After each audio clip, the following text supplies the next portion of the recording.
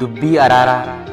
waliigaltee teessan miidiyaan dhageenyi arrammoo walloluu deemnee irra geenye walloluun ni jira fageessaa tilmaamaa jabboonni wala'aan citaatu miidhama itti qoosuun taatu injifannoon sabaa araara fakkeessaa dhiisaa irra dibaa dhugaa walitti himanii garaan fayyuu qaba sabni waan gaarii isinirraa eegaa seenaa kaleessaatiin tolchee isin beeka nun deddeebisinaa akka dubbii ijoollee fagotti lagadhaa waan lammiif hin tolle bolola aangoof jecha ija walitti muraa lafa jala guduunfaa haada warra shiraa ummanni daawwitii isin hubateera fagoo waliin hin deemnu daandii shiraa qabannee kan ofiitti kufnu yoo boolla waliif qonne walumaan miidhamna walumaan salphanne kabajaaf ulfina akka sabaatti arganne salphatti ilaaltanii akka ittiin qoosne lubbuu kumaatama meeqa itti dhabne yoo nutti godhamees wal dhibdeef falfala dhiiga barbaachisu fidaa hormaaf gaala dhiiga namaa taatu ammuma naqalaa araara buusaatii milkiin sabaaf galaa jeeyaa abbaan guddaan yeroo imimmaan lolaasu nama qalbiin fayyaa hunduman boochisu yoo dhugaaf kijiba garagaraa foonee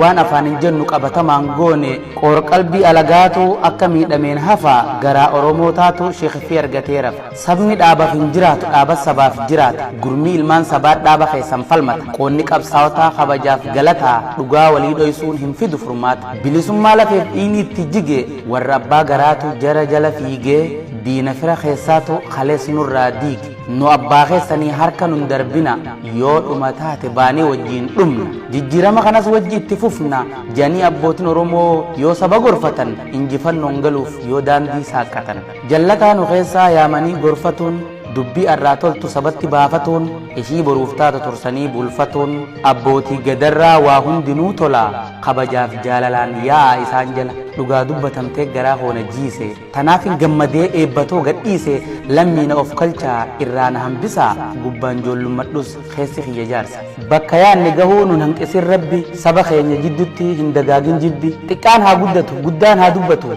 ololtuun haa baddu citiin haa bultu sodaa teessan diinni gad hin bayin buruja keessan alagaan hin danda'in jechi keessan rasaasaa darbitanii lafan bu'in sammuun lammiin gorsitan hoggayyuu hin gu'in wanni dhuydan adii kan uffattan adii isinirraa haa qabu humna baraabadi kan facaatan isinii haa margu jechaaf gochi wal isinii haa argu eebba malee abaarsan tufina jalala malee jibban hurgufina qe'ee teessaniin dhabinaa nagayaa fi dada umrii nuuf dheeradhaa gumii abbootii gadaa